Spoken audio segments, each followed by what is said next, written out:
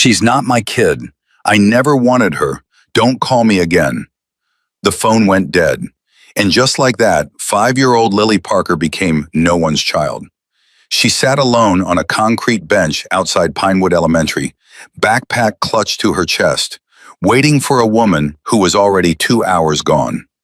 No one was coming. Not her stepmother, not her father. No one. But what happened next?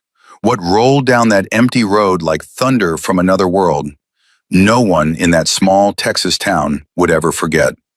If this story moves you, subscribe, follow to the end, and comment the city you're watching from so I can see how far Lily's story has traveled. The secretary's hand was still shaking when she put the phone down. Mrs. Delgado had worked the front desk at Pinewood Elementary for 19 years.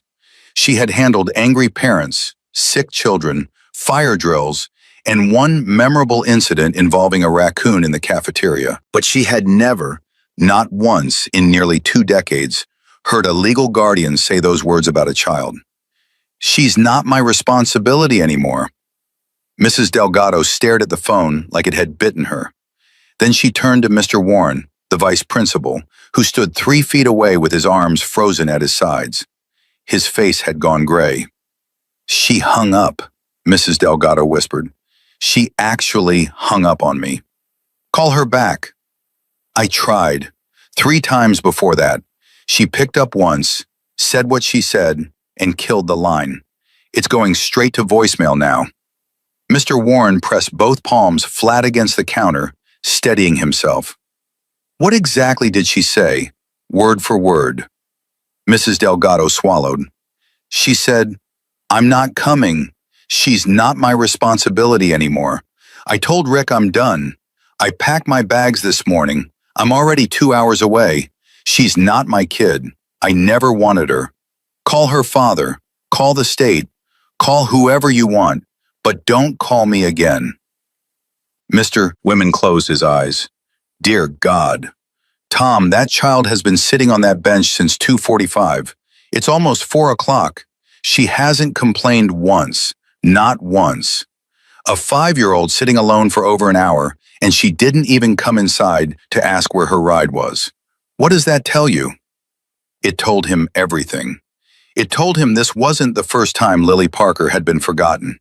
He walked to the window. Through the glass, he could see her. Tiny, brown pigtails, uneven, clearly done by her own small hands. A pink jacket too thin for October. One sock pulled up, one slouching down around her ankle. Her sneakers were scuffed almost gray, and she sat perfectly still, hands on the straps of her backpack, staring straight ahead at the empty parking lot. Not crying, not fidgeting, not looking around for someone, just sitting. Like waiting for nothing was something she'd mastered a long time ago. Mr. Warren's chest tightened so hard he had to take a breath. He had 2 daughters at home, both older than Lily. The thought of either of them sitting alone like that, with that kind of stillness, made something inside him physically hurt. I'm going to talk to her, he said. He pushed through the front door and walked toward the bench. Lily didn't look up until his shadow crossed her feet. When she did, her hazel eyes, too big, too serious for that small face, studied him with the careful focus of a child who had learned to read adults for safety. Hey, Lily. He crouched down slowly. How are you doing out here? Fine. One word. No emotion. No complaint. Are you cold? A little. Do you want to come inside? Mrs. Delgado has hot chocolate. Lily considered this for a moment. Is Diane coming? He hesitated. It was less than a second, barely a pause, but Lily caught it. Her eyes flickered. Not surprise, recognition. She's not coming, Lily said. It wasn't a question. Mr. Warren opened his mouth, but nothing came out. How do you tell a 5-year-old that the woman who was supposed to love her had driven away and never looked back? Lily saved him the trouble. She told me last night. She said she was leaving. She said I was the reason Daddy was always gone. She said if it wasn't for me, she'd still be happy. Every word was delivered flat, practiced. Like she had replayed the speech so many times, it had lost its sharp edges. But underneath that calm surface, Mr. Warren could see it. The tremble in her lower lip that she was fighting with everything she had. The way her small fingers gripped the backpack straps until her knuckles turned white. "Lily, listen to me." His voice cracked and he didn't try to hide it. "None of that is true. Not one word of it. You are not the reason for anything bad. Do you understand me?" She looked at him for a long moment. Then she looked back at the empty parking lot. "Can I have that hot chocolate now?" He brought her inside. Mrs. Delgado had already prepared the cup, extra marshmallows, the way she made it for her own grandchildren. Lily took it with both hands and sipped quietly in the office chair, her feet dangling 6 inches above the floor. Mr. Warren stepped into the hallway and pulled out his phone. He tried Rick Parker's number. Voicemail. He tried again. Voicemail. He tried a third time. Voicemail. He sent a text. "Mr. Parker, this is urgent. Your daughter is at the school. Diane is not coming. Please call immediately." No response. He called Child Protective Services. The phone rang 11 times before someone picked up. A tired voice explained that it was Friday afternoon, that the office was operating on a skeleton crew, and that the earliest a caseworker could be dispatched was Monday morning. "Monday?" Mr. Warren's voice jumped. "This child has no one. Her stepmother abandoned her. Her father is unreachable. She's 5 years old. You're telling me Monday?" "Sir, I understand your frustration. We're doing our best with the resources She is sitting in my office right now with nowhere to go tonight. What am I supposed to do?" A long pause, then softer. "Keep her safe. We'll prioritize the case first thing Monday." He hung up and leaned against the hallway wall, staring at the ceiling.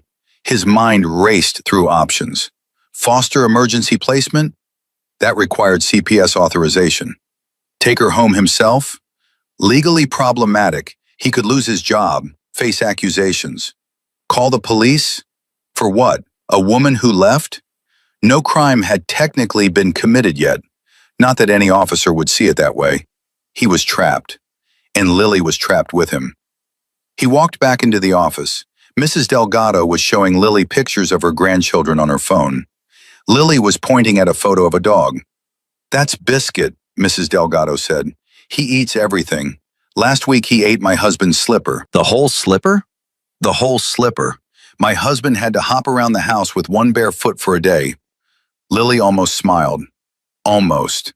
The muscles in her face moved in that direction, but something stopped them. Like a reflex she trained herself to suppress, because smiling hadn't been safe at home. Mr. Warren's phone buzzed. He grabbed it, hoping for Rick Parker. It was the county sheriff's non-emergency line returning his call. "Mr. Warren, this is Deputy Hernandez. You reported an abandoned minor?" "Yes, 5-year-old girl. Stepmother confirmed by phone that she's not coming back. Father is unreachable. We'll send someone over to take a report, but I should let you know, we managed to reach the father briefly about an hour ago on a secondary number." Mr. Warren straightened. "You did? What did he say?" A pause. "He was not cooperative. He said, and I'm quoting from the officer's notes, 'The girl isn't my problem right now. Let Diane handle it.' When we told him Diane had left, he became agitated and disconnected the call." The words hit like a sledgehammer. Mr. Warren leaned against the desk and pressed his hand over his eyes. "There's something else," Deputy Hernandez continued. "About 20 minutes after that call, we received an anonymous call on a prepaid phone. A male voice. He said, 'Tell those people at the school to mind their business about the girl, or there's going to be a problem.'" Mr. Warren's blood went cold. What does that mean? We don't know yet. Could be nothing. Could be the father trying to scare people off. Could be someone else entirely. We're taking it seriously. I'll have a unit do a drive-by tonight, but it's Friday. We're stretched thin across the county. So what do I do? Keep her inside. Lock the doors if you need to. We'll be in touch. The call ended. Mr. Warren stood in the hallway, phone in hand, heart hammering. An anonymous threat. A missing father who didn't care, a stepmother who'd vanished, and a 5-year-old girl sitting 10 feet away, drinking hot chocolate with marshmallows. completely unaware that the world had failed her in every possible direction. He walked back in and sat across from Lily. She looked up from her cup. "Mr. Warren, can I ask you something?" "Of course." "If nobody comes for me, where do I sleep?" The question was so matter-of-fact, so devoid of self-pity, that it hit harder than any cry for help ever could. She wasn't panicking. She wasn't begging. She was problem-solving. A 5-year-old planning her own survival because she'd already accepted that the adults in her life weren't going to do it for her. Before he could answer, Mrs. Delgado looked up from her desk, head tilted. "Do you hear that?" Mr. Warren listened. At first, nothing. Then, low, distant, growing. A rumble. Deep and steady, like thunder rolling across flat land. Except the sky outside was clear. Blue and empty and cloudless. The rumble grew louder. The windows vibrated in their frames. The pencil cup on Mrs. Delgado's desk rattled. Lily's hot chocolate trembled in her cup, tiny ripples spreading across the surface. Mrs. Delgado stood and walked to the window. She pulled back the blinds, squinted into the late afternoon light, and then her hand flew to her mouth. "Tom, come here, right now." Mr. Warren went to the window. His jaw dropped. Coming down the long road that led to Pinewood Elementary, stretching back so far that the end of the line disappeared beyond the horizon, was a convoy. Not cars, not buses, motorcycles. Hundreds of them, moving in tight formation, 2 by 2, chrome catching the setting sun like a river of fire. Black leather, white patches, 2 words on every vest: Hell's Angels. "Oh my Lord," Mrs. Delgado breathed. "There must be 100 of them." "More," Mr. Warren whispered. They filled the road. They filled the air with sound. The rumble was no longer distant. It was everywhere, vibrating in the floor, in the walls, in the chest. It was the sound of something enormous arriving with purpose. Lily slid off her chair and walked to the window. She had to stand on her tiptoes to see over the ledge. Her eyes went wide, not with fear, but with something closer to awe. "Who are they?" she whispered. Nobody answered her, because nobody knew. The first motorcycle turned into the parking lot, then the second, then 10 more, then 20, then 50. They kept coming, row after row, the formation splitting and reorganizing with a precision that would have impressed a military commander. Kickstands deployed in near unison. Engines cut off in waves, each silence replaced by the next growl behind it, until the last bike rolled in and the final engine died. 156 motorcycles, filling every inch of the parking lot and spilling onto the grass.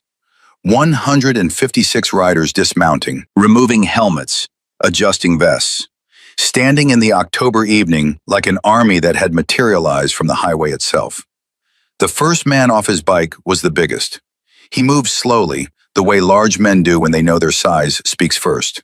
Silver-streaked beard, arms covered in faded tattoos, eyes like steel under a heavy brow. His vest read "Colt" across the chest in white stitching. He removed his riding gloves 1 finger at a time and tucked them into his back pocket. He looked at the school. He looked at the bench where Lily had been sitting. He looked at the window where 3 faces stared out in disbelief. Then he started walking toward the front door. Mr. Warren's hand was on the handle, but his feet didn't move. Mrs. Delgado had pulled Lily slightly behind her, instinct overriding logic. Lily peeked around the secretary's hip, watching the approaching giant with unblinking eyes. The front door opened. Colt filled the frame. "Evening," he said. His voice was deep and unhurried, like something carved from stone. "We got a call from a friend at the county CPS office. Said there's a little girl here whose stepmom walked out today. No family coming. No placement until Monday." He paused and looked directly at Mr. Warren. "That true?" Mr. Warren nodded slowly. "How did you—" "We have people in a lot of places," Colt said. "Truckers, mechanics, nurses, couple lawyers. One of ours works intake at CPS in Travis County. When the report came across about a 5-year-old with nobody coming for her on a Friday afternoon, she made a call. We ride for kids. That's what we do. You, all of you? All of you came for one child? Colt's gray eyes didn't waver. When a child needs help, we don't send a few, we send everyone. Behind him, through the open door, the parking lot was a sea of leather and chrome.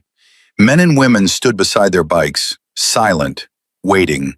Not restless, not impatient, just present. Lily stepped out from Mrs. Delgado. She craned her neck all the way back to look up at Colt. He looked down. For a moment, neither of them spoke. "Are you a giant?" Lily asked. Something shifted in Colt's face. The hard lines softened.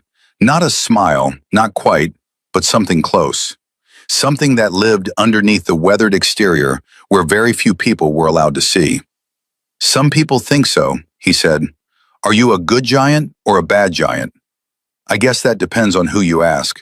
But tonight, I'm here to make sure nothing bad happens to you. Is that good enough?" Lily studied his face with that impossibly serious gaze. Then she nodded. "Yeah, that's good enough." Colt looked at Mr. Warren. "We're staying. Tonight, tomorrow, as long as she needs. We'll set up outside. We won't cause problems. But nobody's getting near this school until she's safe with somebody who actually deserves her." Mr. Warren opened his mouth, closed it, opened it again. There was a phone call, an anonymous threat. Someone told the sheriff to tell us to back off. Colt didn't blink. He didn't react at all. He simply turned his head toward the parking lot and raised his voice just enough. "Ghost!" A man appeared from the ranks so quietly, it was as if he'd been invisible until that exact moment. Pale blue eyes, military bearing, face that revealed absolutely nothing. "We have a threat," Colt said. "Heard," Ghost replied. One word. He turned and disappeared back into the formation. Within 60 seconds, the perimeter shifted. Bikers moved to every entrance, every corner, every sightline. Flashlights clicked on. Positions were taken. What had been a gathering became a fortress. Mr. Warren watched all of this happen in under a minute and realized something that changed everything he thought he knew about the people standing in his parking lot. These weren't random riders. They were organized, disciplined, and they had come with one mission. Inside, a woman with dirty blonde hair and a silver locket walked past Colt with a nod. She moved through the office like she'd done this 100 times, which she had. Her road name was Sparrow, and she crouched in front of Lily with the easy warmth of someone who understood frightened children from the inside. "Hey, sweetie, I'm Sparrow. That's a great backpack. Is that a horse?" Lily looked down at the faded print on her bag. "Everyone thinks it's a unicorn. People don't look close enough. Horses are way cooler anyway. Unicorns just have better marketing." Lily blinked. Then the corner of her mouth twitched, the tiniest movement. But Mrs. Delgado caught it and pressed her hand to her chest because that small girl hadn't come close to smiling in over 3 hours, and a stranger in leather had done it in 30 seconds. A stout woman with a deep voice and fierce eyes came through the door next. Mama Bear. She carried 2 canvas bags, blankets, a sleeping bag, a stuffed bear that had seen some miles, and a foil-wrapped package that smelled like cheese in heaven. "Who's hungry?" Mama Bear boomed, and the entire room felt warmer just from her voice. Lily raised her hand shyly. Mama Bear grinned. "That's what I like to see. I've got breakfast burritos, dinner burritos, whatever you want to call them, burritos. Extra cheese, because cheese fixes everything." "Cheese doesn't fix everything," Lily said quietly. "You sound like my husband. He said the same thing. Then I put cheese on his broken motorcycle, and it ran better." Lily stared. "That's not true." "You're right, it's not, but it made you think about it, didn't it?" Lily's lip twitched again. Closer this time, almost there. Outside, Colt gathered his road captains under the awning near the front entrance. Ratchet, lean, sharp brown ponytail, hands permanently stained with engine grease. Judge, white-haired, glasses in his vest pocket, a retired family court judge who traded the bench for the highway. And Ghost, who stood slightly apart, already watching the road. "Here's where we are," Colt said, keeping his voice low. Girl's name is Lily Parker, 5 years old. Stepmother, Diane Holt, told the school she packed her bags and left this morning. Said she's done. Said the girl isn't her kid and never was. Father, Rick Parker, is somewhere out of state, working construction. They reached him once. He told them the girl isn't his problem. Then an anonymous call came in warning the school to back off. Ratchet's jaw tightened. Anonymous call about a 5-year-old? That's not a custody issue, that's something else. Agreed, Colt said. Judge folded his arms. Legally, the school holds temporary guardianship until CPS intervenes or a guardian arrives. We can't take her, can't move her, but there's nothing stopping us from staying on public property adjacent to the school and maintaining a visible presence. We're not leaving, Colt said flatly. Not negotiable. I know, Judge replied.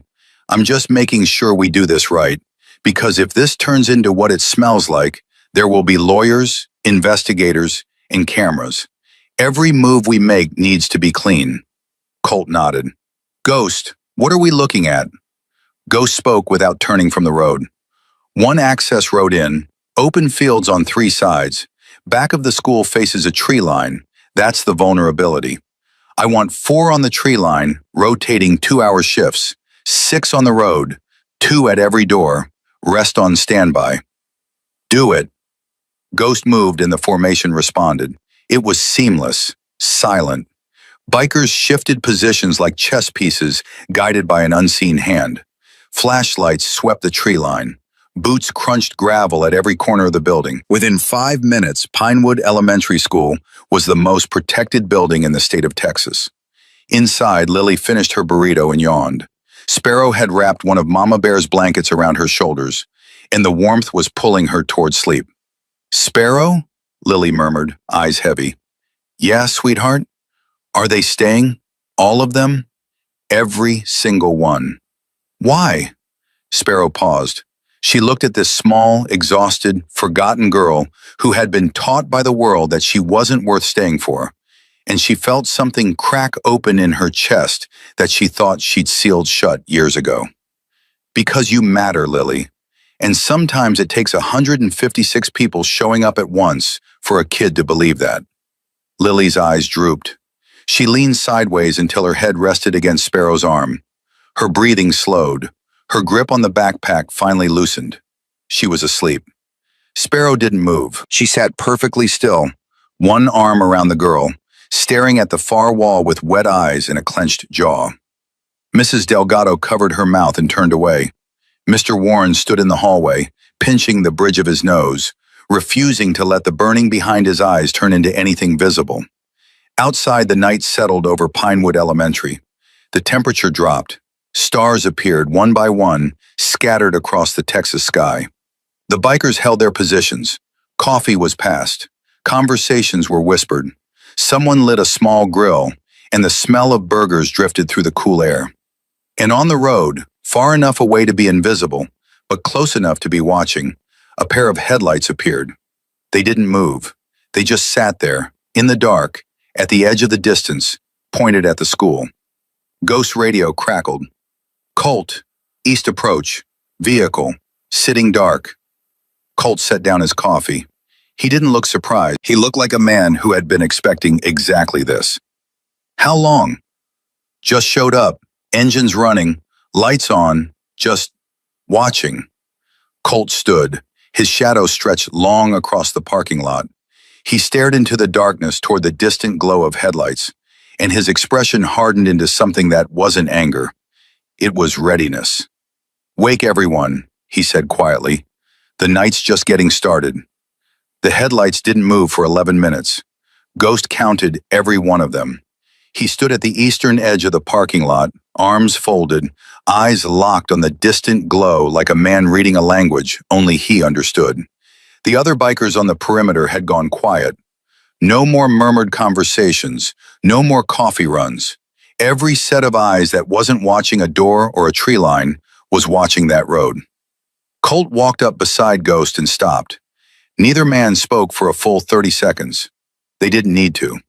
They'd ridden together long enough to communicate in silences. Not a cop, Ghost said finally. No, not lost either. Lost people move. That vehicle hasn't shifted an inch. Colt exhaled through his nose. He's sizing us up. Or waiting for us to leave. Then he's going to wait a long time. Inside the school, Lily slept on.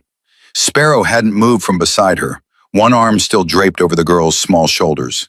Mama Bear sat in the chair nearest the door, knitting something with red yarn from a ball she kept in her saddlebag. She knitted when she was anxious. The needles clicked in a steady rhythm that sounded almost like a heartbeat. Mr. Warren appeared in the doorway. His face was tight. "There's a vehicle on the road," he said quietly, "just sitting there." Mama Bear didn't look up from her knitting. "We know. Should we call the sheriff?" "Already did. Deputy Hernandez is aware." But Friday night in a rural county means 2 patrol cars covering 400 square miles. We're on our own for a bit. Mr. Warren rubbed his face with both hands. "This is insane. This morning my biggest problem was a jammed copier." Mama Bear's needles paused. She looked up. "Go sit with your secretary, make some coffee. Let us handle the outside. That's what we're here for." He wanted to argue. He wanted to say this was his school, his responsibility, his problem. But he looked at Mama Bear, this fierce, calm woman who had rolled up on a Harley with blankets and burritos and a knitting kit, and he realized that arguing would be both pointless and stupid. He went to make coffee.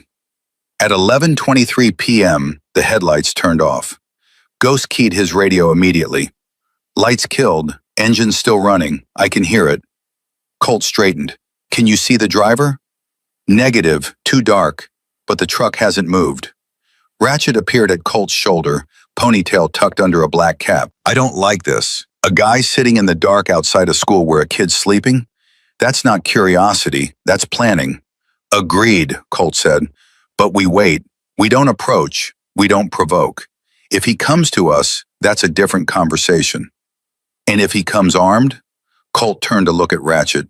"Then it's a very short conversation." 20 minutes passed. The truck sat in the blackness like a held breath. Then, at 11:51 p.m., the engine cut off. Complete silence from the road. No lights, no sound, just the October wind moving through the empty fields around the school. Ghost's radio crackled again. "Engine's dead. I've got movement. Driver's side door just opened." Every biker on the perimeter tensed. Hands went to flashlights. Feet shifted into ready positions. The air itself seemed to tighten. "One figure out of the vehicle," Ghost continued, his voice the same flat monotone he used for everything from ordering breakfast to reporting incoming fire. "Male, tall, moving on foot toward the school, carrying something in his right hand, can't identify the object." Colt's voice dropped low. "Sparrow." Inside, Sparrow heard her name through the cracked window. She didn't startle. She gently lifted her arm from Lily's shoulders and nodded to Mama Bear, who set down her knitting and moved to the girl's side without a sound. Sparrow slipped out the front door and found Colt. "We've got a walker coming in from the East Road," Colt said. "Unknown male. Carrying something. I need you inside with the girl. Lock the office door. Don't open it for anyone except me or Ghost." Sparrow's jaw set. "How close?" "Close enough. Go." She went. The office door closed. The lock clicked. Inside, Mama Bear had already positioned herself between Lily and the window. The knitting needles were on the chair. Her hands were free. Outside, the figure kept coming. Slow, deliberate steps. Not running, not sneaking. Walking with the confidence of someone who believed they had every right to be there. Colt moved to the center of the parking lot. Ratchet flanked his left. Judge flanked his right. Behind them, a wall of Hell's Angels closed rank. 12 across. 2 rows deep. Silent. The figure reached the edge of the parking lot's glow, the farthest reach of the school's exterior lights. He stopped just inside the circle of illumination. Sandy brown hair, flannel shirt, untucked. Unshaven face, bloodshot eyes that moved too fast, scanning left, right, counting bikes, counting people, calculating. In his right hand, a crowbar. "That's close enough," Colt said. His voice carried across the lot without effort. Not shouting, just full. The kind of voice that filled space the way his body did. The man stopped. He stared at the line of bikers. Something passed across his face. A flicker of surprise, then recalculation, then the stubborn override of a man who had committed to a course of action and didn't know how to stop. "I'm here for the girl," he said. Colt didn't respond immediately. He let the words hang in the air. Let them be heard by every biker, every witness, every ear within range. Then he spoke. "Who are you?" "That's none of your business. Diane called me. She said the girl's at the school. She said nobody was coming for her. I'm here to pick her up." Judge stepped forward slightly. His white hair caught the light. His voice had the measured cadence of a man who had spent 30 years choosing words that ended up in legal records. "What's your name, sir?" The man's eyes darted to Judge. "I don't have to tell you that." "You don't," Judge agreed, "but you should know that I'm a retired family court judge. And what you've just described, an arrangement with a non-custodial adult to collect a minor child at midnight, raises immediate legal red flags, the kind that involve federal agencies." The man's grip tightened on the crowbar. "I'm not doing anything wrong.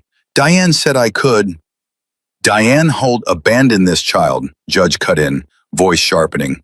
"She has no legal authority over this girl. She has no custodial rights. She has nothing. Any arrangement she made is void, and any person acting on that arrangement is committing a crime. Right now, in front of 150 witnesses." The man swallowed. His Adam's apple bobbed hard, but he didn't back down. Whatever was driving him forward was stronger than logic. "You don't understand," he said, and his voice changed. Lower, more desperate. "I paid for her. I gave Diane $8,000. Cash. She promised me." He stopped. He actually stopped, because the sound that came from the line of bikers wasn't words. It was something deeper. A collective exhale, a shifting of weight, a tightening of shoulders that rippled through 156 people simultaneously. The sound of fury held on a leash. Colt's face didn't change. His body didn't move. But his eyes, those steel gray eyes that had watched 1,000 miles of highway pass beneath him, went completely cold. "Say that again," Colt said quietly. The man seemed to realize what he'd just admitted. His mouth opened, closed. The crowbar trembled in his hand. That's not what You said you paid for her." Colt took one step forward, just one. "You said Diane promised you a child. You showed up at midnight with a crowbar to collect a 5-year-old girl." "No, you're twisting my—" "I'm repeating your words. Every person here heard them. What part did I twist?" The man's breathing accelerated. His chest heaved. The crowbar swung slightly at his side, an unconscious motion. The movement of a man whose body was preparing for something his brain hadn't authorized yet. Ratchet shifted his weight. Ghost materialized at the far left of the line, having circled silently behind the man's position. The man didn't know Ghost was there. He wouldn't know until it was too late. "Put the crowbar down," Colt said. "Get on your knees. Wait for the police." "You can't." "I'm not asking." The man's eyes went wild. The crowbar came up, not a full swing, more of a defensive raise, the kind of motion that happens when panic overrides thought. He took a step back, then another, looking for an exit that didn't exist. "I'm leaving," he said. "You can't hold me here. This isn't legal." "Walking away from a child trafficking confession isn't an option," Judge said flatly. "The moment you admitted to a financial transaction for a minor, you committed a federal crime. Leaving this scene is flight from prosecution." The man spun toward his truck. He made it 4 steps. Ghost was already there, standing between the man and his vehicle like he'd been planted in that exact spot since the beginning of time. Arms folded, blue eyes empty of everything except purpose. The man skidded to a stop. He swung the crowbar toward Ghost. It was wild, uncontrolled, the flailing of a trapped animal. Ghost didn't dodge. He stepped inside the swing, caught the man's wrist with one hand, and twisted. The crowbar hit the asphalt with a sharp metallic ring that echoed off every surface in the parking lot. In the same motion, Ghost swept the man's legs. He went down hard, face against the pavement, arm pinned behind his back. It took less than 3 seconds. Diesel and Ratchet converged immediately, adding their weight to the hold. The man screamed, not in pain, but in rage. Pure, thrashing, animal rage. "Get off me! She's mine! Diane promised! She promised!" Colt walked over slowly. He stood above the man, boots inches from his face. "She's not yours," Colt said. "She was never yours. She's a child, not property, not merchandise, a child." The man tried to lift his head. Diesel's hand pushed it back down. Not violently, firmly, the way you'd close a door you never wanted to open again. "You're all dead," the man spat into the asphalt. "Every one of you. I've got people. You've got nothing," Colt said. "You've got a confession in front of 150 witnesses, a crowbar with your fingerprints on it, and about 6 minutes before the police arrive. That's what you've got." Inside the school, Lily was awake. The sounds had woken her. The shouting, the metallic clang of the crowbar, the commotion filtering through the walls. She sat up in her blankets, eyes wide, body shaking. Mama Bear was right there. "It's okay, Sweet Pea. The guys outside are handling something. You don't need to worry. Is someone trying to take me?" Mama Bear hesitated for half a heartbeat, but Lily caught it. Children always caught it. "There was a man," Lily whispered. "Diane told me about him. She said someone was coming for me. She said I had to be good or she'd give me to him." Mama Bear's hands froze. Her face went through something that looked like a building collapsing from the inside, controlled on the surface, devastation underneath. "She told you that?" Lily nodded. "She said it a lot. When I was bad, when I was too loud, when I cried." She looked down at her hands. "She said he already paid." Mama Bear pulled Lily into her arms so fast and so tight that the girl let out a small oof. She held her against her chest, one hand on the back of her head, rocking gently, not for Lily's comfort anymore, for her own. Because Mama Bear had ridden through storms, faced down threats, buried friends, and survived losses that would have broken most people. But hearing a 5-year-old describe being sold by the woman who was supposed to tuck her in at night came close to breaking something inside her that she'd always believed was unbreakable. "Listen to me, Lily." Mama Bear's voice was thick but steady. "What Diane did was evil. Not bad, evil. And you did nothing to deserve it. Nothing. You weren't too loud. You weren't bad. You were a kid. You're still a kid. And what happened to you will never happen again." Lily pressed her face into Mama Bear's vest. "Promise?" "Baby girl, I promise on my life." Outside, the sirens finally came. 2 cruisers, fast, lights painting the darkness in red and blue. They screeched into the lot from the access road, officers jumping out with weapons drawn, barking commands. "Everyone step back! Hands where we can see them!" Colt raised both hands immediately. Every biker followed suit, palms open. No sudden movements. They'd done this before, not because they were criminals, but because they knew how this looked. 150 bikers pinning a man to the ground at midnight outside a school. Context mattered, and they were going to give the officers every chance to understand it. "Officer," Colt called out, "this man arrived with a crowbar attempting to take the minor inside. He confessed to paying the girl's stepmother $8,000 for the child. We have over 150 witnesses. The crowbar is on the ground to your left."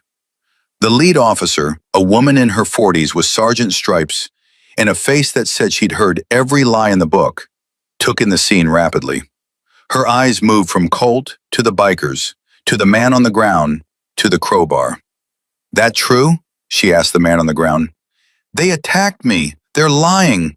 I was just—" "He confessed to purchasing a child," Judge said, stepping forward with his hand still raised. "My name is David Ashford. I'm a retired family court judge, Travis County. I can provide a sworn statement." The sergeant's eyebrows rose. She looked at Judge, then at Colt, then back at the man on the ground. She made her decision in 2 seconds. Cuff him. The officers moved in. Diesel and Ghost released their hold and stepped back. The man fought the handcuffs, twisting and kicking and screaming. "She's mine! You can't do this! Diane and I had a deal!" The sergeant crouched down. "Sir, you have the right to remain silent. I strongly suggest you use it, because everything you're saying is being recorded." He didn't stop. $8,000. I gave her $8,000. I want my money back. She promised me that. "Get him in the car," the sergeant said to her partner, disgust burning through her professional composure. They hauled him up and dragged him to the cruiser. He fought every inch. The sergeant walked to the truck next. She shone her flashlight through the driver's window and went still. Then she opened the door and leaned in. When she came back, her face was white. "Zip ties," she said to Colt, voice barely above a whisper. "Duct tape, a hunting knife, children's clothing in a size that doesn't match anything an adult male would have, and a phone with text from someone named D." She paused. The flashlight trembled in her hand. One of the texts says, "She won't fight. She's used to being ignored." Colt closed his eyes. Just for a moment. Just long enough for the wave of fury to pass through him without breaking anything. When he opened them again, they were harder than before. Older. "We need the FBI on this," the sergeant said into her radio. "This isn't a local case anymore. Contact the field office. Now." She turned to Colt. "You know what you did tonight?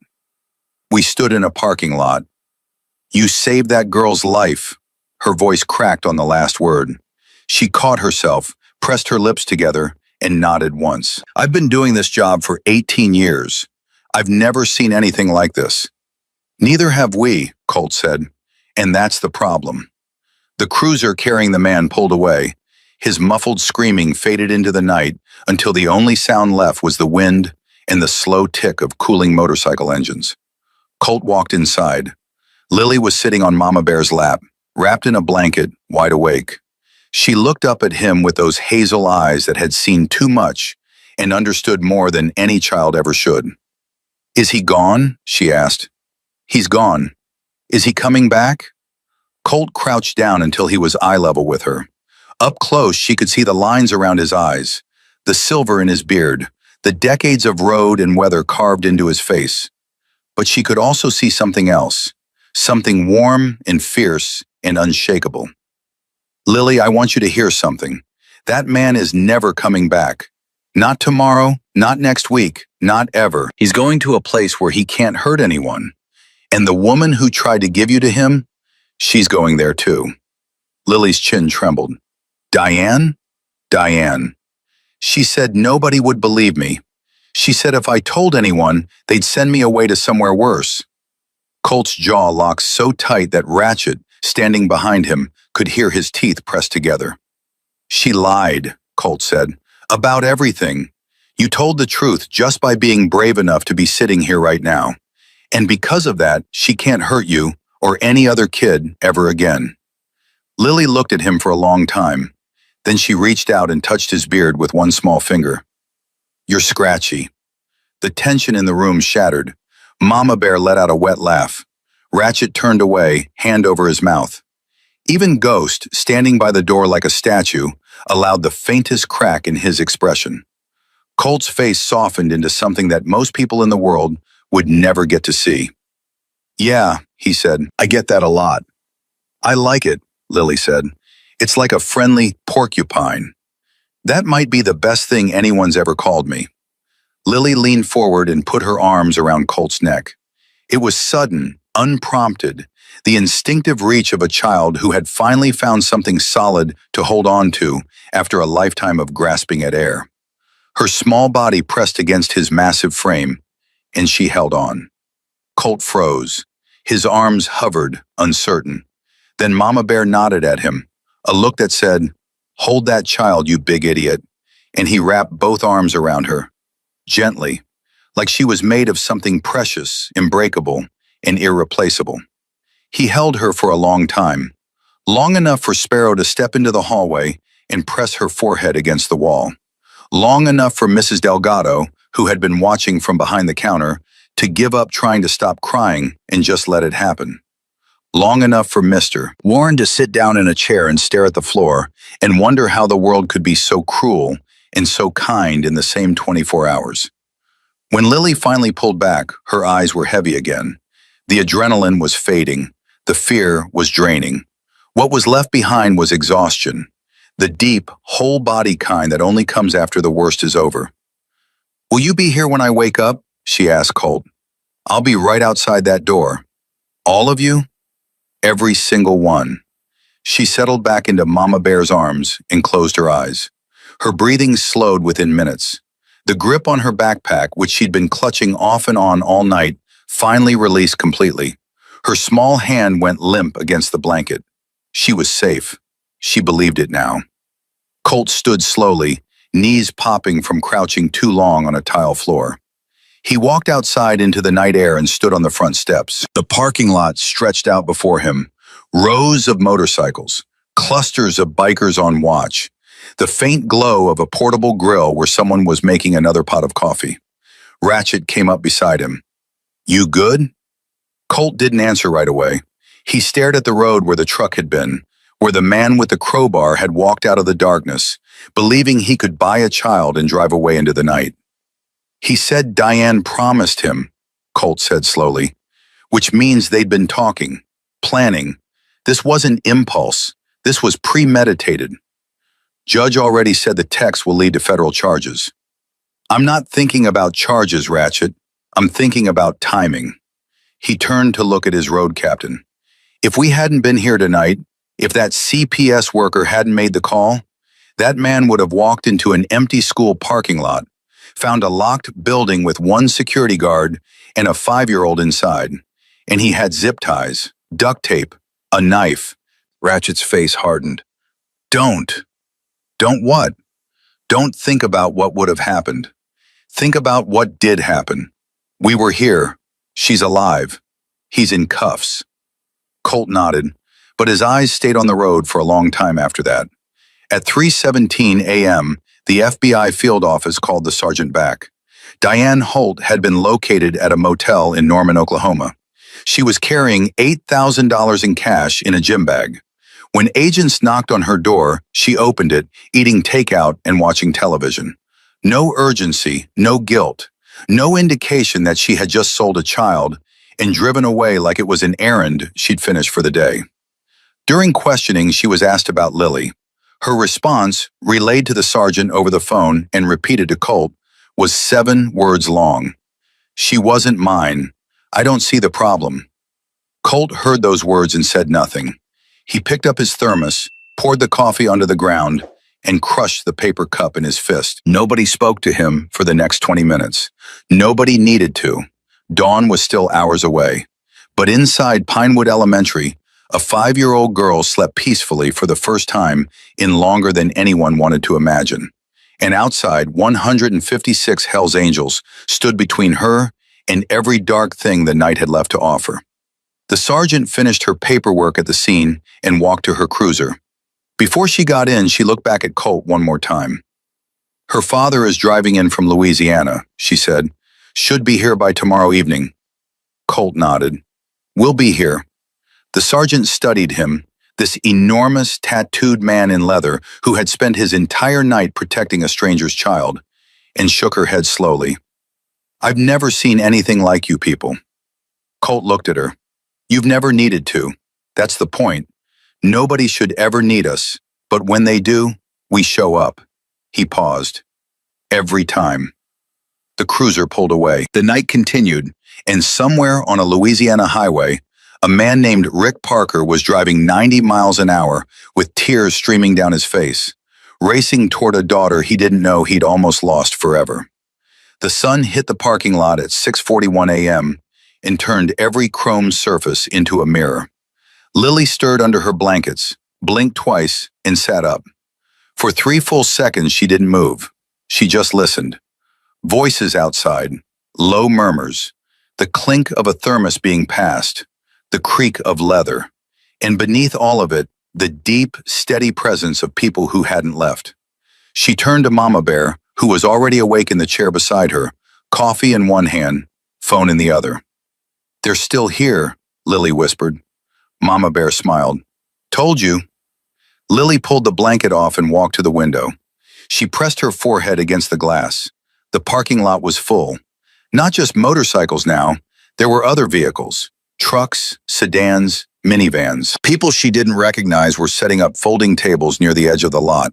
Trays of food wrapped in aluminum foil. Stacks of bottled water. A woman was unloading bags from her car trunk while her husband carried a cooler. "Who are all those people?" Lily asked. Sparrow appeared behind her, running a hand through her blonde hair to untangle the night's knots. Word got out. Neighbors, townspeople, folks who heard what happened and wanted to help. Lily pressed her palm flat against the glass. "They came for me?" Sparrow crouched down. "Yeah, sweetheart, they came for you." Lily stared at the growing crowd for a long time. Then she said something that made Sparrow's breath catch. "Nobody ever came for me before." Before Sparrow could respond, the office door opened. Mr. Warren stepped in, looking like a man who had aged 5 years overnight. His tie was gone, his sleeves were rolled up, and dark circles hung under his eyes. But he was holding something, a small pair of brand new pink sneakers. "A woman just dropped these off," he said. "She drove 30 minutes, said she saw the story online and checked the school's website for the grade roster to guess the size." He set them down gently in front of Lily. "They're for you." Lily looked at the shoes, then at Mr. Warren, then at the shoes again. Her lower lip buckled. She picked one up and held it against her chest. "They're not dirty," she said. Mr. Warren knelt. "No, sweetheart, they're brand new." "Mine were always dirty. Diane said new shoes were a waste on me." Mr. Warren's jaw trembled. He pressed his lips together hard enough to turn them white. Then he cleared his throat and managed, "Well, Diane was wrong about a lot of things."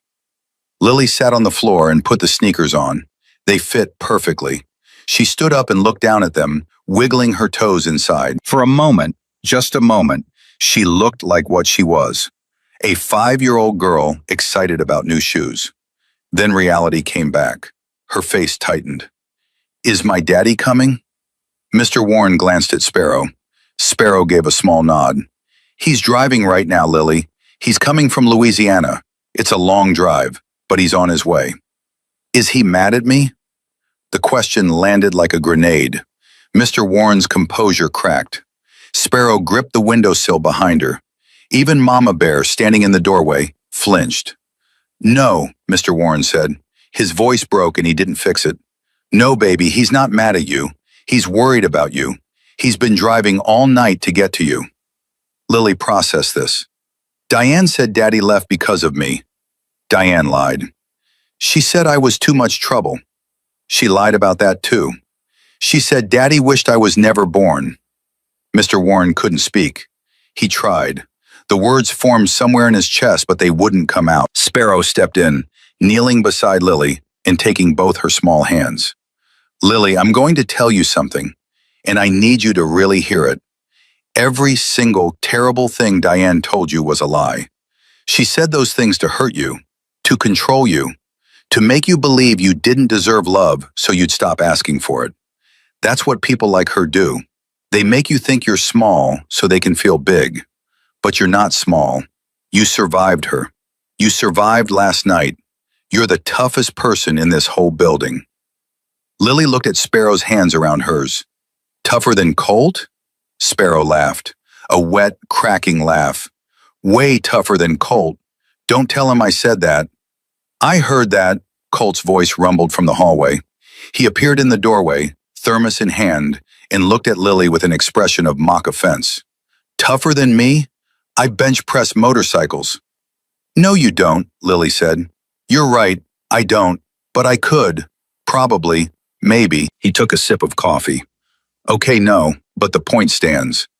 Lily almost laughed. The sound got halfway out before she swallowed it, like a reflex, but it was closer than anything they'd heard from her yet. Outside, the crowd was growing. By 8 a.m., news had traveled through the town like electricity through water. A local pastor showed up with boxes of donuts and orange juice. 3 women from a church group brought quilts, stuffed animals, and children's books. A retired teacher carried in a bag of crayons and coloring books, saying, "Every child needs to color after a bad day." A man in coveralls and a John Deere cap showed up with a brand new teddy bear still in the store bag. "Don't know the girl," he told Ratchet at the perimeter. "Don't need to. Heard what happened. My granddaughter's the same age. Couldn't sit home." Ratchet took the bear. "I'll make sure she gets it." "You boys really stayed out here all night?"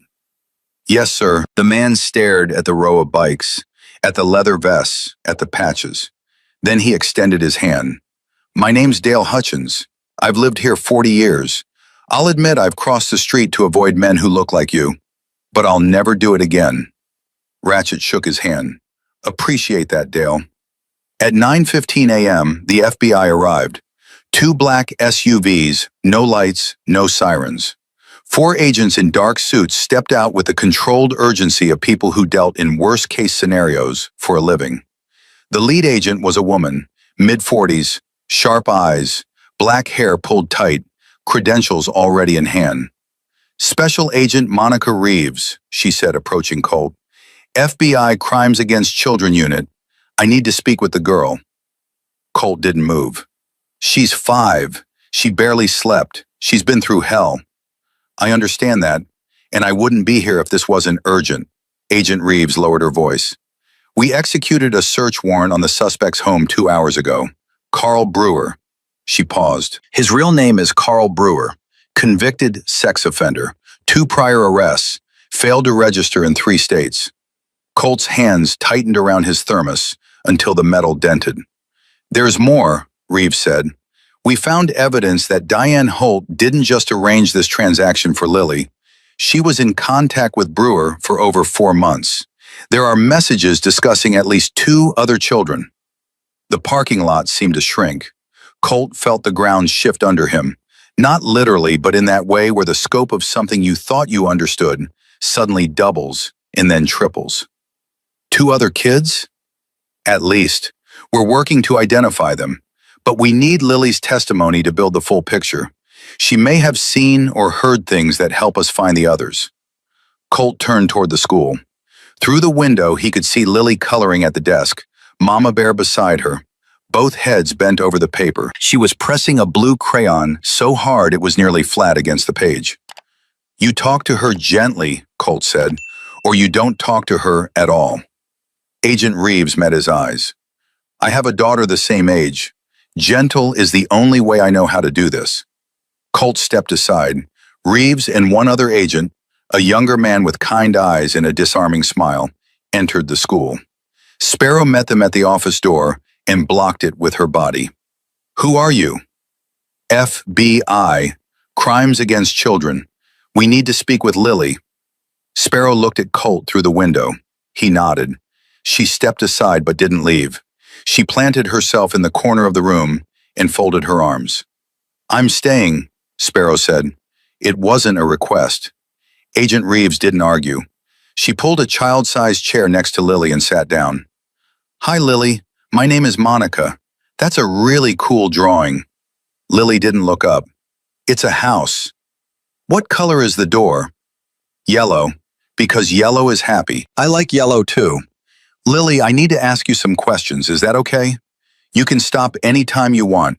If something feels too hard, you just say, 'Stop,' and we stop. Deal?"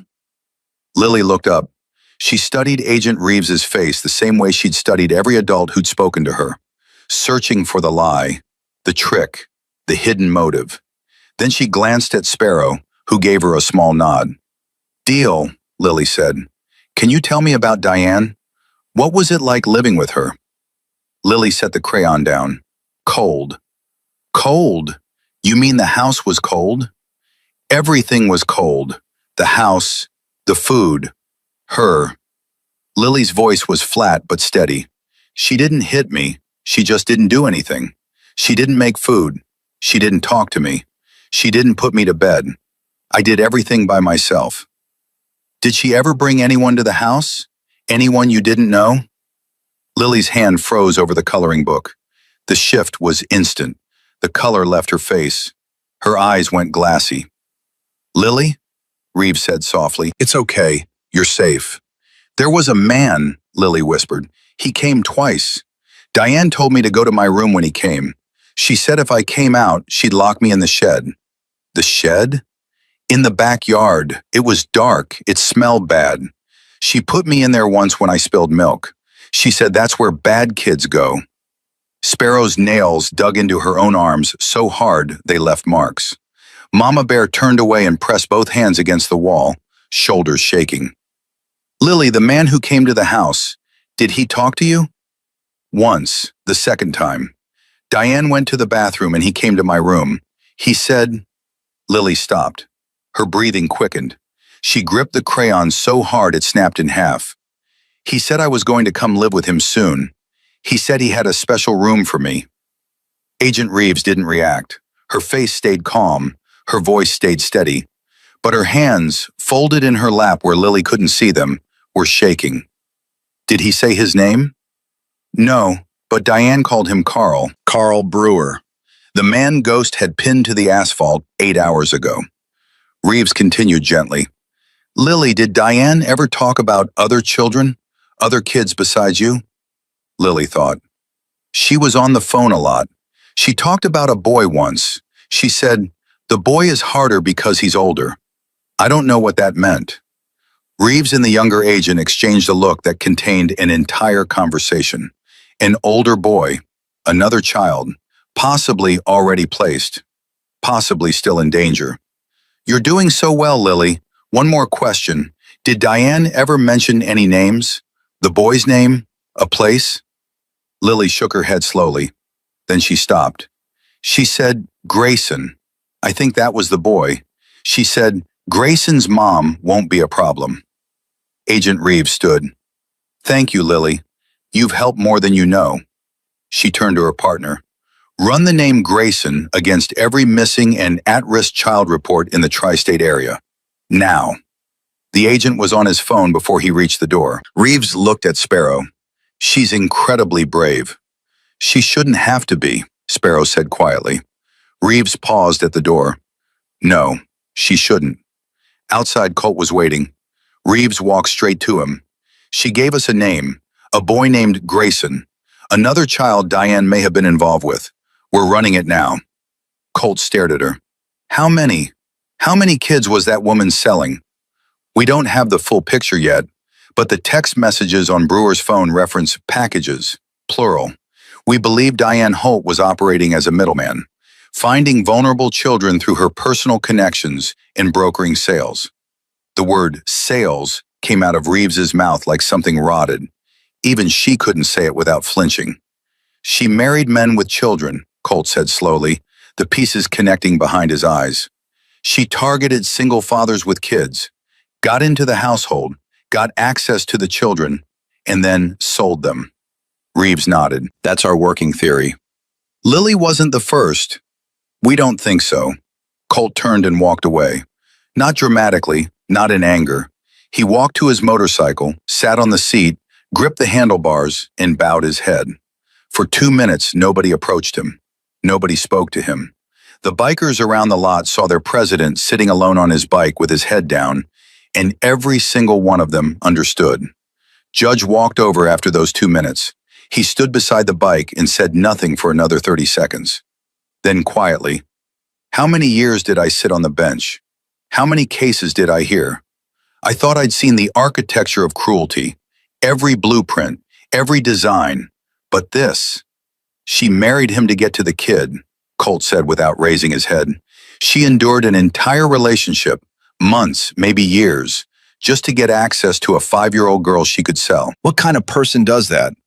The kind that's going to spend the rest of her life behind bars, Judge said. I'll make sure of it personally. At 10:30 a.m., Agent Reeves received a call that changed everything. She took it standing by her SUV, and Colt watched her face transform. Shock first, then something hard and urgent. She hung up and walked straight to him. They found Grayson, 7-year-old boy, reported missing from his mother's home in Oklahoma City 3 weeks ago. Mother is a single parent, struggles with addiction. Diane Holt was listed as a character reference on the mother's application for social services. A character reference, Colt repeated, his voice hollow. That's how she found them. She embedded herself in systems designed to help vulnerable families, used her access to identify children no one would fight for. Where's the boy now? Reeves hesitated. 1 second, that was all Colt needed. You don't know. Not yet, but Brewer's phone has communications with a second buyer. Different area code. We have agents moving on the address now. Colt looked at the school, looked at the bikers, looked back at Reeves. If you need us, he said, for anything, a courthouse, a pickup, an escort, a wall, you call us. Reeves studied him for a long moment. FBI agents didn't work with motorcycle clubs. It wasn't done. There were protocols, chains of command, jurisdictional sensitivities. I'll keep that in mind, she said, and the way she said it told Colt she meant it. At 11:15 a.m., Lily asked for more crayons. Mrs. Delgado found a fresh box in the supply closet. Lily opened it, examined every color individually, and selected green. What are you drawing now? Mama Bear asked. A motorcycle. Mama Bear grinned. Is it anyone's motorcycle in particular? Colt's, but I'm making it green because black is boring. Don't let him hear you say that. Hear what? Colt appeared in the doorway, holding a plate of food, scrambled eggs, bacon, and toast that one of the townspeople had prepared. He set it on the desk in front of Lily. Eat. You're too small to be skipping meals. I'm not small. I'm fun-sized. Ratchet choked on his coffee behind Colt. Sparrow covered her mouth. Even Ghost, passing by the hallway, paused mid-step. Colt blinked. Where'd you learn that? Mama Bear said it. Of course she did. He looked at Mama Bear, who shrugged innocently. Lily ate. She ate everything on the plate, which told them she'd been eating very little for a very long time. Then she ate a donut. Then she drank 2 cartons of orange juice. Mama Bear quietly asked Ratchet to bring more food. At noon, a local news van pulled into the lot. A reporter with perfect hair and a cameraman stepped out and immediately began scanning for the most dramatic shot. Colt intercepted them before they got 10 feet. No cameras near the girl, he said. Sir, this is a public interest story. The public has a right to know she's safe. They don't have a right to her face, her name, or her trauma on the 6 o'clock news. She's 5. She's a victim. You put her on camera and I'll personally make sure every biker club in this state knows which station exploited a child for ratings. The reporter swallowed. Can we get a statement from you? Yeah, here's your statement. A little girl was failed by every adult in her life. Her stepmother sold her. Her father was absent. The system couldn't respond until Monday. The only reason she's alive right now is because 156 strangers decided she mattered. You want a story? Make it about the system that almost let her die on a Friday afternoon. The reporter blinked. Can I quote you on that? Every word. The news van left 20 minutes later. The clip aired on the noon broadcast. By 1 p.m., it had been picked up by 3 national outlets. By 2 p.m., the hashtag Lily's Wall was trending. By 3 p.m., the school's phone hadn't stopped ringing, and donations to the National Center for Missing and Exploited Children had spiked by $40,000. But inside the school, none of that mattered. What mattered was that Lily was on her 3rd drawing, this one a picture of a girl surrounded by big shapes that she explained were all the motorcycle people. Every shape had a name written inside it in crooked 5-year-old handwriting. Colt, Sparrow, Mama Bear, Ghost, Ratchet. She held it up for Sparrow to see. It's us, she said. Sparrow looked at the drawing, at the tiny stick figure in the center surrounded by enormous protective shapes, at the yellow sun in the corner, at the green grass that covered the entire bottom of the page. It's perfect, Sparrow said, and then she excused herself to the bathroom, where she sat on the floor and cried for 4 straight minutes before washing her face and walking back out like nothing had happened. At 3:47 p.m., exactly 25 hours after Lily Parker had been left sitting on a bench with nobody coming for her, Agent Reeves approached Colt for the last time that afternoon. Her face was different now, not just tired, transformed. We found Grayson, she said, alive, in a basement in Tulsa. The second buyer had him for 19 days. She paused. He's in the hospital. He's going to need a lot of help. But he's alive, Colt, because your girl in there gave us his name. Colt pressed his hand over his eyes. His shoulders rose and fell once, hard. Lily did that, Reeves said. A 5-year-old girl who everybody abandoned just saved a 7-year-old boy she's never met. Colt dropped his hand. His eyes were red. He didn't try to hide it. You tell her that. When the time is right, you make sure she knows. I will. And the woman, Diane. Federal trafficking charges, multiple counts. She's looking at 30 to life. She won't see daylight again. Colt nodded. He looked toward the highway, where the road stretched long and flat toward Louisiana. Somewhere on that road, getting closer with every passing minute, was a man named Rick Parker who didn't yet know the full scope of what his wife had done. He didn't know about Carl Brewer in the crowbar at midnight. He didn't know about the zip ties and duct tape in the truck. He didn't know about the shed in his own backyard. He didn't know about Grayson. He didn't know that his daughter had been priced at $8,000 and nearly delivered to a predator while he was framing houses in Louisiana. He was about to learn all of it, and Colt would be standing right there when he did. The afternoon stretched on. Lily colored. She ate. She asked Mama Bear to tell her another story about Biscuit the dog. She fell asleep again around 4 p.m., this time with the new teddy bear tucked under one arm and the green crayon still clutched in her other hand. At 5:19 p.m., Ghost Radio broke the quiet. Vehicle approaching. White pickup. Louisiana plates. Colt stood. He set down his coffee. He adjusted his vest. And he walked to the center of the parking lot to meet a father who was about to have the worst and best moment of his life at exactly the same time. The white pickup truck pulled into the lot crooked, like the driver had forgotten how steering worked in the last 100 yards. The engine died before the vehicle fully stopped. The door flew open and Rick Parker half fell, half stumbled out. He looked destroyed. Not tired, destroyed. His eyes were swollen shut from crying. His shirt was soaked through with sweat. His hands were shaking so badly he couldn't close the truck door on his first try. He slammed it on the second attempt and stood there swaying, staring at the sea of motorcycles like a man who had driven into a hallucination. Colt was already walking toward him.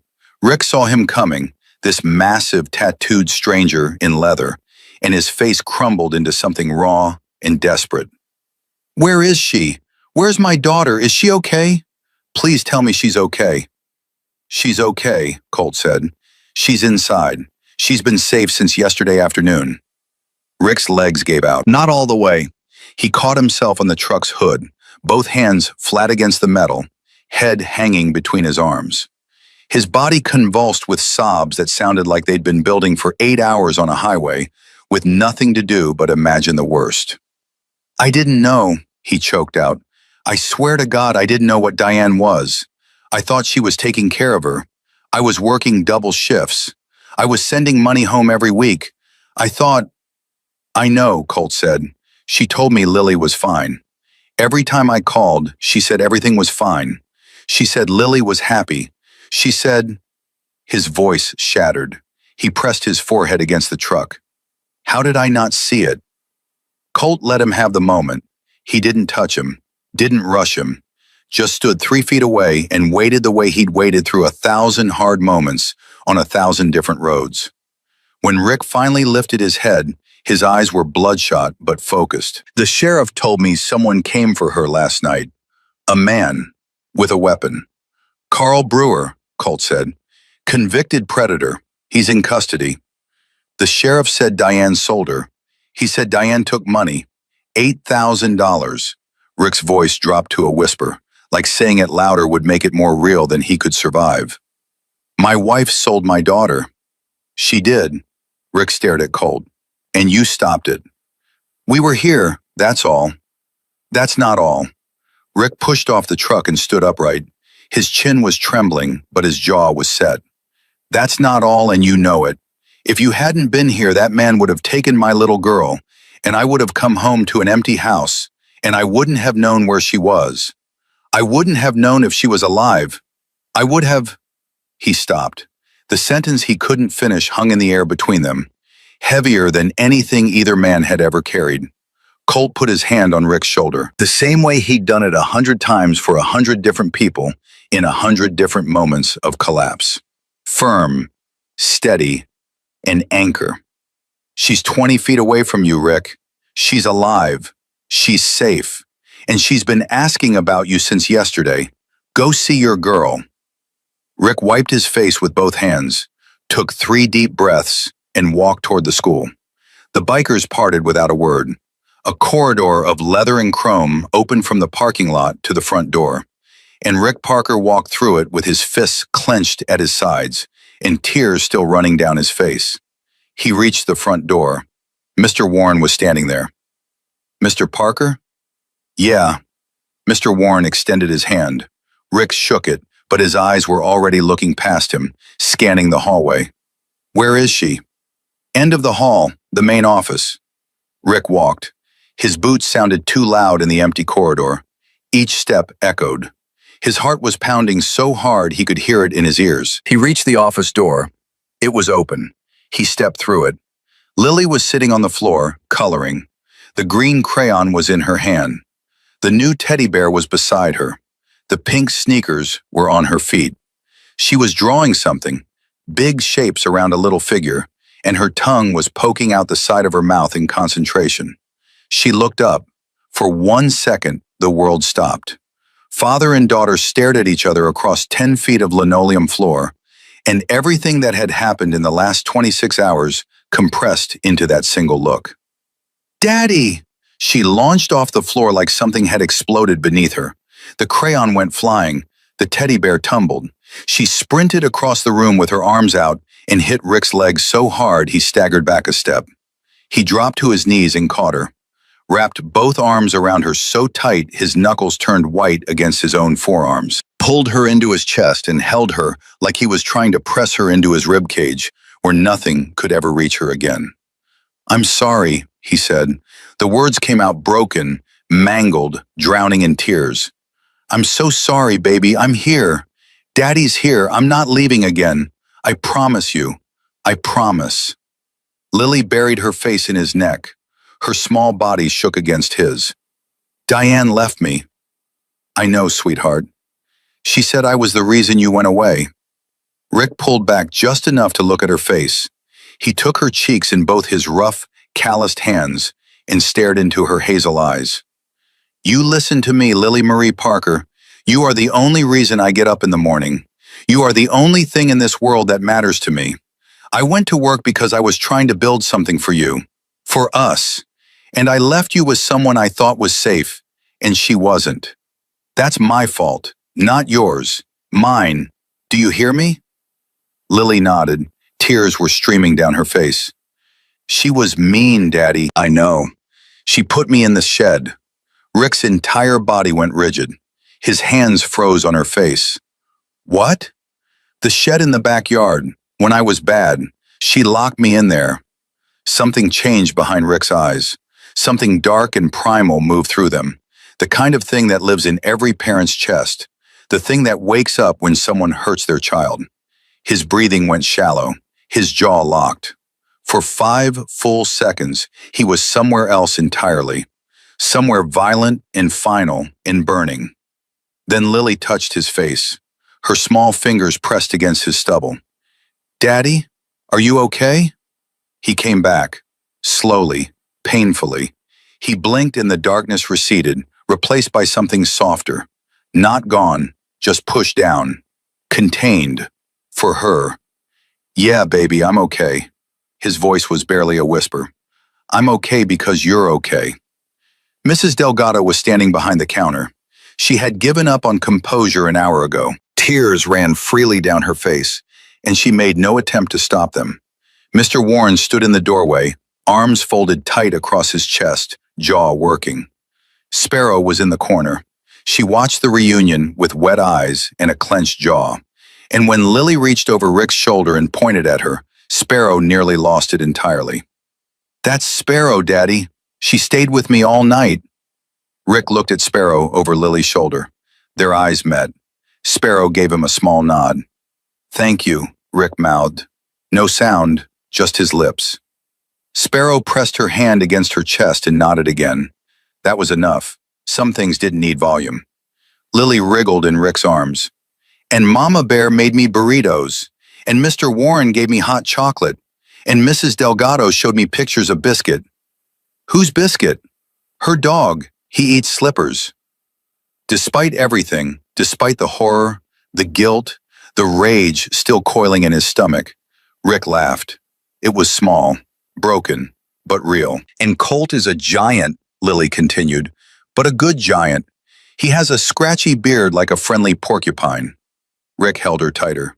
"You made friends." "They came for me, Daddy. 156 of them. They came for me when nobody else did." The words hit Rick like a physical blow. He closed his eyes and pressed his face into her hair and breathed in the smell of her, crayons and cheap shampoo, and the leather scent that had transferred from Mama Bear's vest. And he felt something inside himself crack open that he knew would never fully close again. He carried her outside. She didn't want to be put down, so he held her on his hip the way he used to when she was smaller. She was light, too light. He could feel her ribs through her thin jacket, and that knowledge added another layer of guilt to the mountain already crushing him. The bikers were watching. Not staring, watching. There was a difference. Their eyes were respectful, steady, the eyes of people who understood that this moment belonged to the father and daughter and no one else. Rick walked to Colt, who was leaning against his Harley. "I need to say something to you," Rick started, "and I'm not going to be able to say it without falling apart, so just let me get through it." Colt nodded. "I have been gone for 6 months. I took a construction job in Louisiana because the pay was 3 times what I could make here. I told myself I was doing it for Lily. Better house, better school, better life. But the truth is," his voice cracked. He fought through it.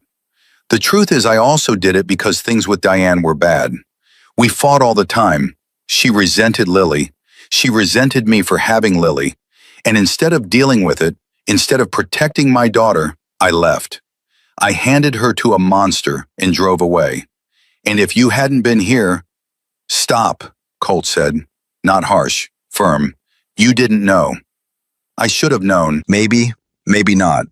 People like Diane are good at what they do. They hide it. They manipulate. They make you doubt your own instincts. You're not the first father she targeted, and you wouldn't have been the last." Rick flinched. "What do you mean, targeted?" Colt looked at him carefully. "The FBI told you about the investigation?" "The sheriff told me about Brewer, about the money. That's all I know." Colt exchanged a glance with Judge, who had walked over during the conversation. Judge adjusted his glasses and spoke. "Rick, the FBI has evidence that Diane specifically sought out single fathers with young children. She formed relationships with them to gain access to the children. She then brokered those children to predators for money. Lily wasn't her first. They believed there were others." Rick stared. The color drained from his face in real time, like watching a tide pull back from a shore. "She married me to get to Lily. That's the working theory.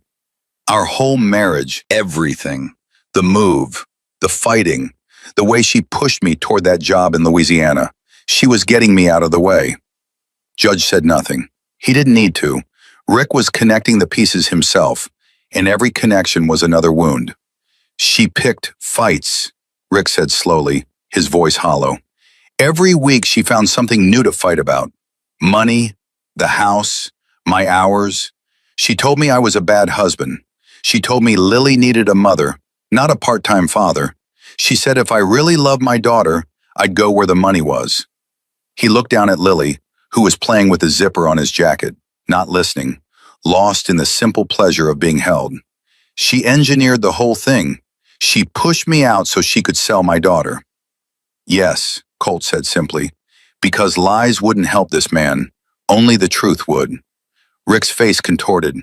He turned away, holding Lily against his shoulder, and walked 3 steps toward his truck before stopping. His free hand gripped the side mirror so hard the plastic groaned. "I want to kill her," he whispered. "I know I shouldn't say that, I know it's wrong, but I want to. Nobody here is going to judge you for that feeling, Colt said. But your daughter needs you free. She needs you present. She needs you to be the father you just drove 8 hours to be. Diane's going to prison for a very long time. She'll have decades to sit in a cell and know that she failed. That's worse than anything you could do to her. Rick stood still for a long moment. Then he kissed the top of Lily's head. You're right. You're right. Agent Reeves approached. She had been waiting at a respectful distance, and now she stepped forward with a folder in her hand. Mr. Parker, I'm Special Agent Reeves, FBI. I need to brief you on several developments. Rick turned. He saw the badge, the folder, the look on her face. How bad? Carl Brewer, the man who came here last night, had zip ties, duct tape, and a hunting knife in his vehicle. He's a convicted sex offender with 2 prior offenses. He's been charged federally. Rick's arm tightened around Lily. She squirmed but didn't complain. Diane Holt was arrested in Oklahoma with $8,000 in cash. She's been charged with federal child trafficking. Based on evidence recovered from Brewer's phone and your home, we believe she was involved in at least one other case. Another kid? A 7-year-old boy named Grayson. He was recovered alive this morning in Tulsa. He'd been held for 19 days.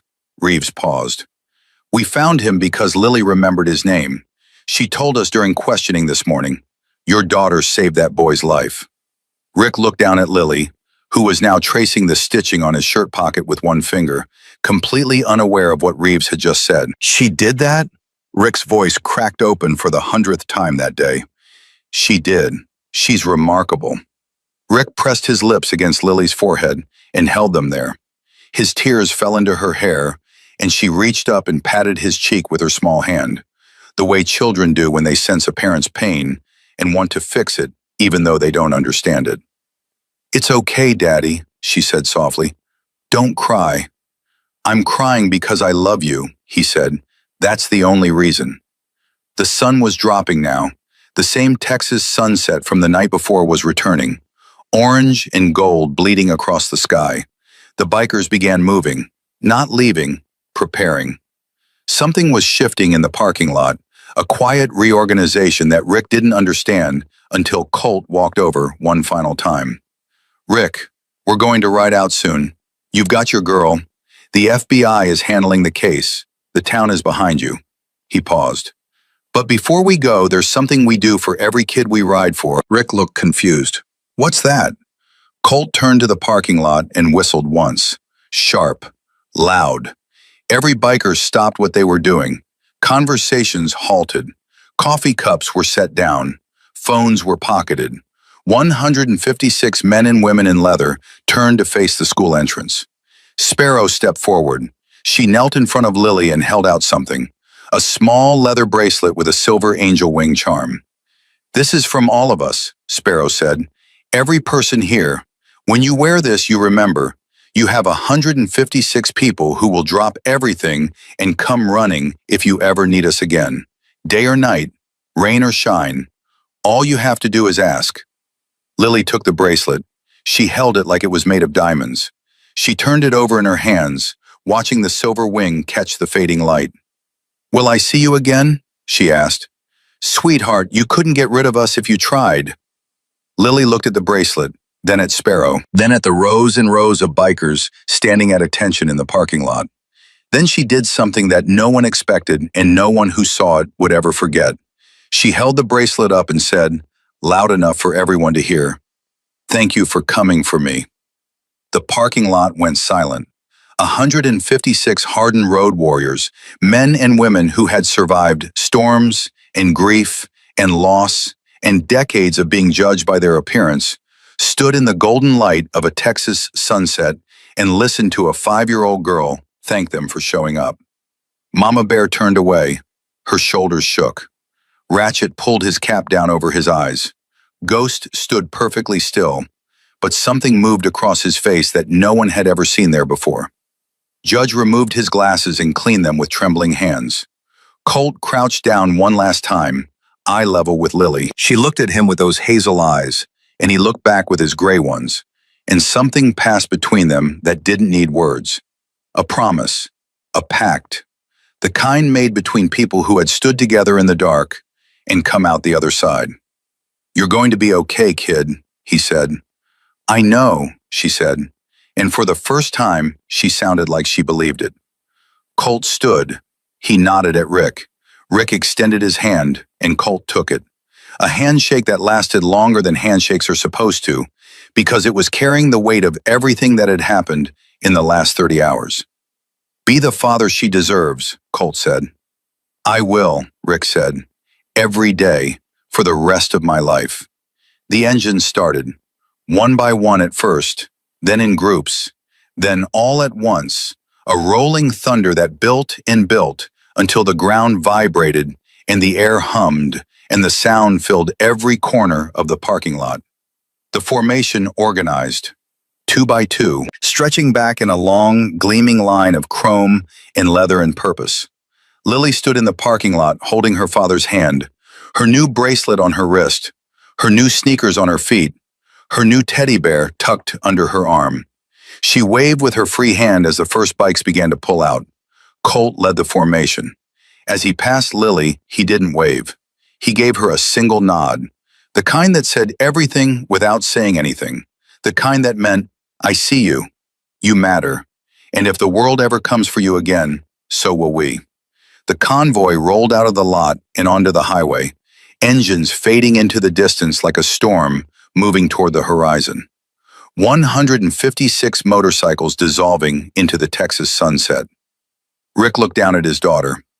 "Ready to go home, baby?" Lily looked at the empty road where the last bike had just disappeared. Then she looked up at her father. "Yeah," she said. Then, after a pause, "Daddy?" "Yeah?" They were the good guys. Rick's throat closed. He picked her up, pressed her against his chest, and carried her to the truck. He buckled her in, closed the door gently, and stood for a moment with his hand on the roof, looking at the parking lot where 156 strangers had stood guard over his daughter while the world tried to take her away.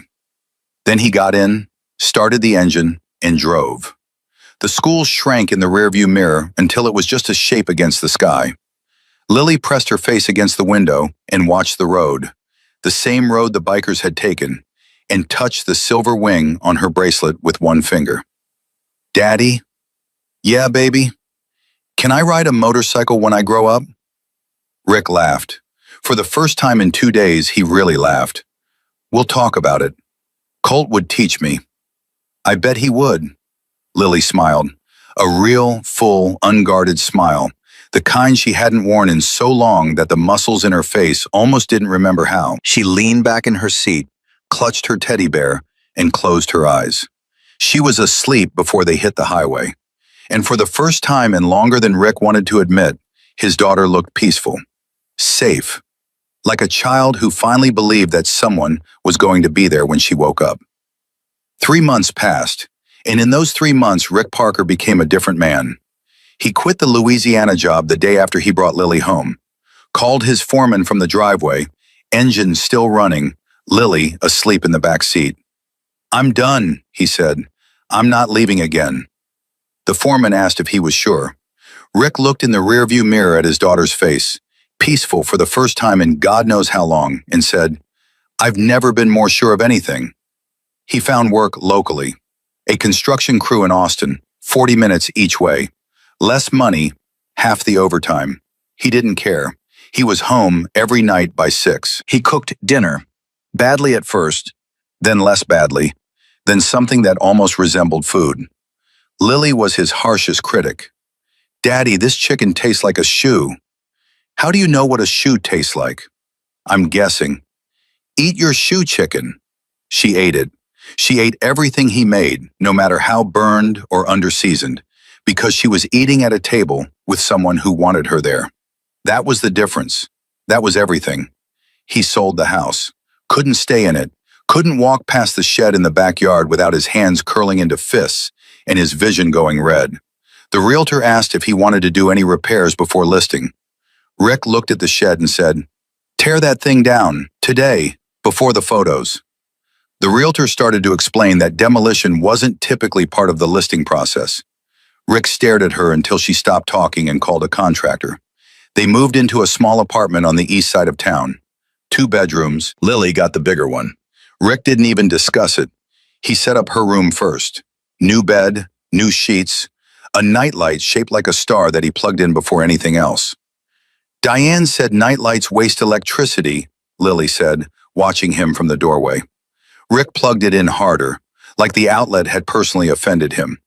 Diane was wrong about everything. You can have 10 nightlights. You can have 100. We'll light this room up like a football stadium. Lily considered this. Can I have 2? You can have 2. She smiled. It came easier now. Not every time, not without hesitation, but the muscle memory was returning. The reflexive suppression was fading. She was learning, slowly, that smiling wouldn't be punished. Rick enrolled her in therapy. A child psychologist named Dr. Amara Chen, recommended by Agent Reeves, who specialized in trauma cases involving minors. Lily went twice a week. Rick drove her, sat in the waiting room, and read the same parenting magazine cover to cover 4 times because he couldn't focus on anything else. After the 3rd session, Dr. Chen asked to speak with him. She's remarkable, Dr. Chen said. Her resilience is extraordinary. But I want you to understand something, Rick. She's not okay yet. She's performing okay. There's a difference. What do you mean? She's learned to manage adults' emotions. She minimizes her pain because she was punished for expressing it. She says, I'm fine, because that's what kept her safe with Diane.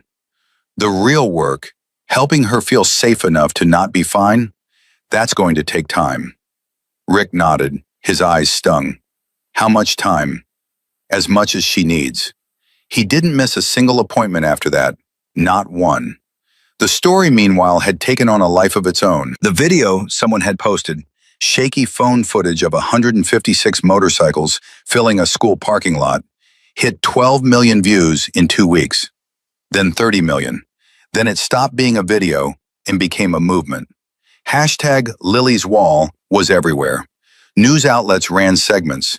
Podcasts dedicated episodes. A retired teacher in Ohio started a nonprofit called Friday's Children, focused on emergency placement for kids abandoned outside school hours. Within 6 weeks, it had chapters in 14 states. Donations poured in. Not for the bikers. Colt had refused every cent directed at the club. Give it to the kids, he told every reporter, every organization, every well-meaning stranger who tried to hand him a check. We don't ride for money, we ride for them. The money went to child protection organizations, emergency foster networks, abuse hotlines. In the first month alone, over $200,000 was raised in Lily's name. She didn't know. Rick and Colt agreed. She didn't need to know. She needed to be 5. She needed to color and eat cheese burritos and argue about shoe chicken. The world could carry the weight. She'd carried enough. But the part of the story that no one expected, the part that broke through every cynical headline and every skeptical comment section, was Grayson. Grayson Mitchell, 7 years old, was released from the hospital in Tulsa 3 weeks after his rescue. His mother, Claire, had entered a treatment facility the day he was found. She was clean for the first time in 4 years and fighting to stay that way because her son had been recovered from a basement and she had finally understood, with devastating clarity, what her addiction had cost him. Agent Reeves called Colt on a Tuesday morning. Grayson's therapist says he wants to meet the people who found him. He keeps asking about the motorcycle people. His mother is requesting contact. Colt called Rick. Rick called Sparrow. Sparrow called Mama Bear. Within 2 hours, a plan was in place. On a Saturday in January, 3 months and 2 days after the night at Pinewood Elementary, a convoy of 47 Hells Angels rode to a family center in Tulsa, Oklahoma. Not 156 this time. This was quieter, smaller, deliberate. Colt led. Sparrow rode behind him. Mama Bear brought burritos. Grayson was waiting inside with his mother. He was small for 7, with dark hair and watchful brown eyes that moved constantly, tracking every door, every window, every adult in the room. the hypervigilance of a child who had learned that danger could come from anywhere. When the bikers walked in, Grayson pressed against his mother's side. Claire held him, her own eyes wide, her hands trembling with the effort of being present and sober and strong for the first time in years. Sparrow approached first. She always approached first. She crouched down, same as she'd done with Lily, and waited. "Hi, Grayson. I'm Sparrow." He stared at her. "Are you one of the motorcycle people?" "I am." "Did you find me?"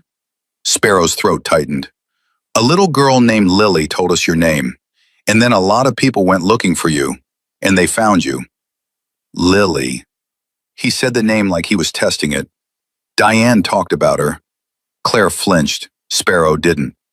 "Lily's safe now," Sparrow said, "and so are you." Grayson looked at the bikers filling the room. His eyes stopped on Colt, who stood near the back, arms folded, watching with those gray eyes that missed nothing. "Is he the boss?" Grayson whispered. "Pretty much. He's really big." "Tell me about it." Grayson detached from his mother and walked across the room.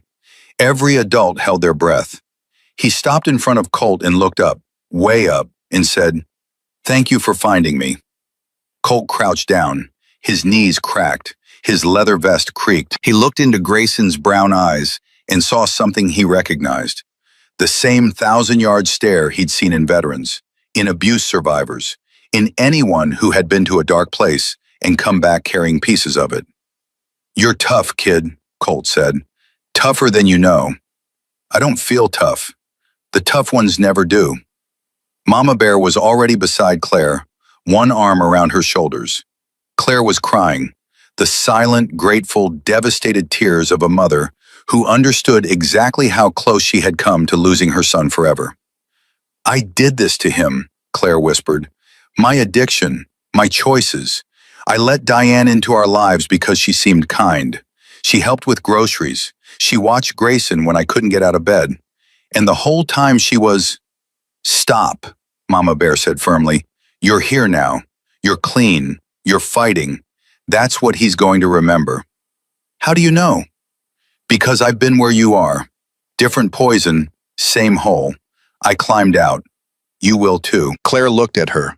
This fierce, stout woman in leather who smelled like road dust and burrito grease. And something cracked open inside her that had been sealed shut by shame for years. She leaned into Mama Bear and sobbed. Mama Bear held her. The way she'd held Lily. The way she held every broken person who needed to fall apart in safe arms. The trial began on a Monday in February. Federal courthouse. Maximum security. The gallery was standing room only. Diane Holt sat at the defense table in an orange jumpsuit, hair pulled back, face blank. She hadn't shown emotion once during the proceedings, not during the opening statements, not during the testimony of the school staff, not during Agent Reeves's recounting of the text messages, the cash, the transaction. When the prosecutor asked her if she had anything to say, Diane looked directly at the gallery and said, "I provided a service. Those children were going to end up in the system anyway. I gave them to someone who wanted them. That's more than the state ever did." The courtroom erupted. The judge slammed her gavel. Rick, sitting in the front row with Lily on his lap, wrapped his hands over his daughter's ears. His face was white with rage. Sparrow, beside him, gripped the armrest of her seat so hard it splintered. In the gallery, 156 Hells Angels sat in complete silence. They didn't shout. They didn't react. They just sat there, filling every seat, lining every wall, their collective presence heavier than any words. The jury deliberated for less than 3 hours. Guilty on all counts: federal child trafficking, conspiracy, endangerment. When the judge read the sentence, 23 years, federal prison, no possibility of parole for 15, Diane's face didn't change. She stood, turned toward the gallery, and scanned the rows of leather vests and hard faces until her eyes found Colt. He stared back. He didn't blink. She looked away first. Carl Brewer's trial followed. Life without parole. The judge's voice broke when she read the verdict. The courtroom was silent except for the sound of Claire Mitchell crying in the back row. Grayson's hand in hers. After the sentencing, Rick carried Lily out of the courthouse.